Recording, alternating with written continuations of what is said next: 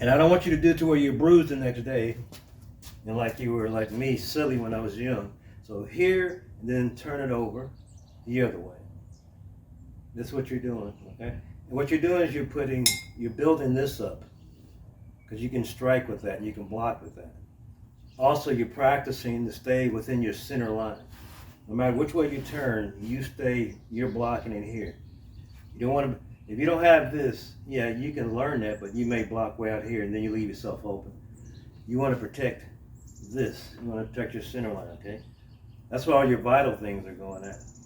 So here, and just do as slow as you want. Don't go fast like that because you're going to bruise yourself. What it is doing isometric. I'm pushing here, so I'm pushing against each other. And this is all tightened up. It's a good workout. Back over like that. Now I'm going up. I'm pulling up. And I'm pushing down with this one. So now it's still isometric. I'm working my bicep, working my tricep. When I'm doing this, tricep is working, this part, pushing down. When I'm pushing up, bicep is working. And you're working bicep and tricep here, working chest.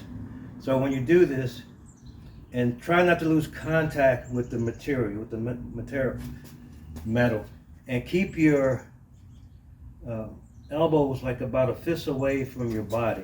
Don't do this, like my elbows on my body and I'm doing isometrically. I want to keep it off. See, I'm not touching this. When you do chi sao or sticky hands later, which I'll show you, this is all sensitivity. That's why I say this is a searching hand. You're searching for things, and when you feel something, you want to be synthesized to it. If it's a little bug, you want to feel it scratching on your arm, or if it's a person that grabs you or bump you, you want to feel that, okay? And if you have your arm against your body, it's harder to feel as opposed to being out here on its own. So back to the exercise. Okay, this way, down and up, and I'm constantly keeping in contact with the metal, okay? And I'm by my wrist. You don't have to stay on your wrist. Once you've been working that for a while, bring it back a little bit. And now I'm more on my bone forearm. So I'm up, this way,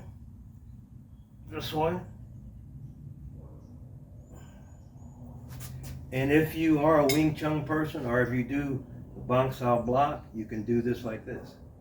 You can use your Bang Sao here. Straight, 45 and curved, okay? And I'm pressing down. Now my Tang Sao is like this. Kang Sao is a different type of, I don't want to bother with the names. I'm not trying to teach you any names. But this, you're going to use the block and strike. This, use the block and strike.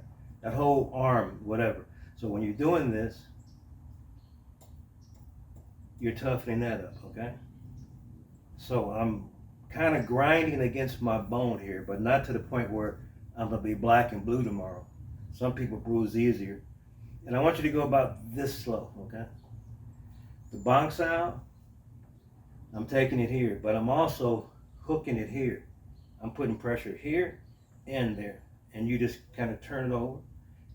The thing that you learn from blocking, you practice, okay?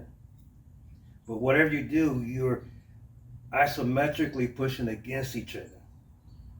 And do that for maybe a minute. Not how many times you do it, 13, 14, 15. Just do it for a time limit, set a limit, and try to improve the more you do it. So you work in your wrist area, and you also work in your hands. My hands are here now. They're not on my wrist, they're not on my forearm. My hands are taking over, okay? So I'm pressing with my hands, but I'm still keeping my form. But I'm keeping contact. If I go this way, I'm pushing there like a pop style block. I'm pushing here. This one, I'm pushing back. Whatever you want to do, if I'm like this, you want to always push against each other because it's isometrics. If you want to have both hands like this, anything you want to make up, do. But I want you to practice the Bang Sao and the Tang Sao.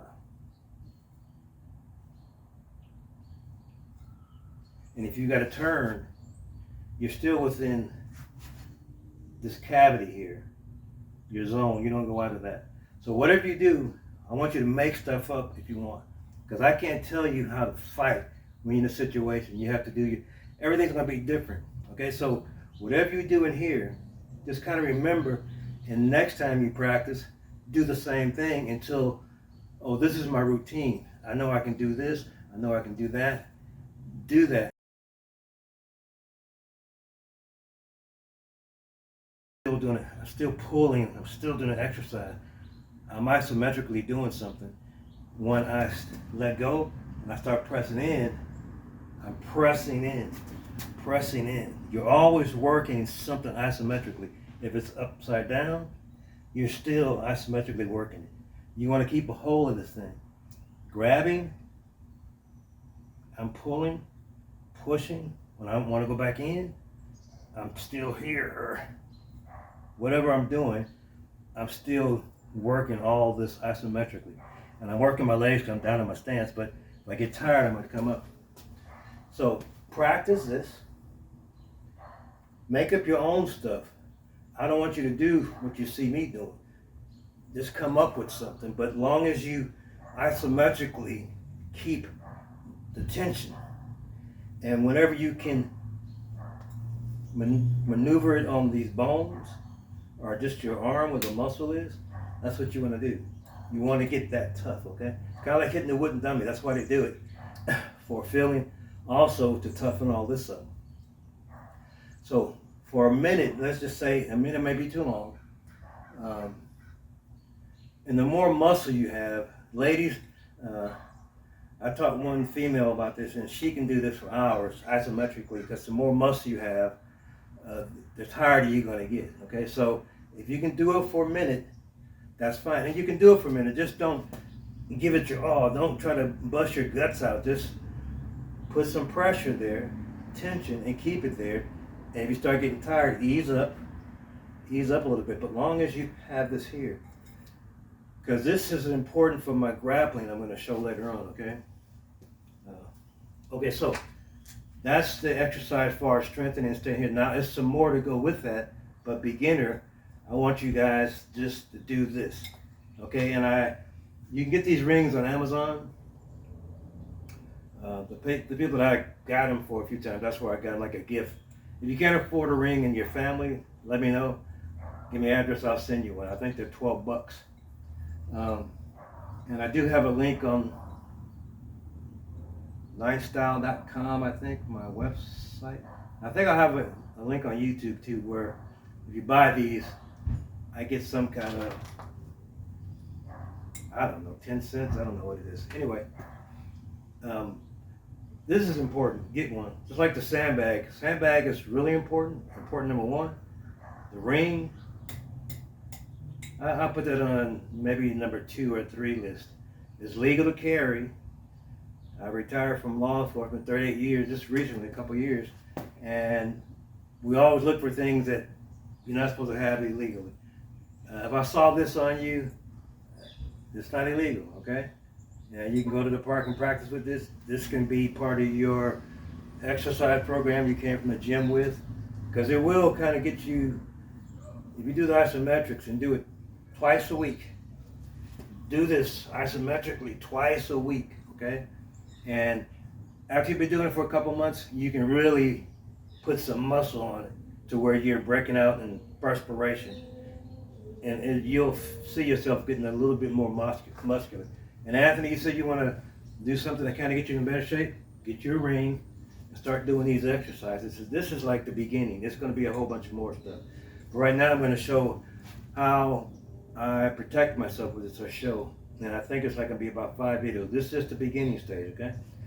And take your time. I wouldn't practice with this around any glass or people, because when you're doing this, it can slip out your hand and it hurts. Okay?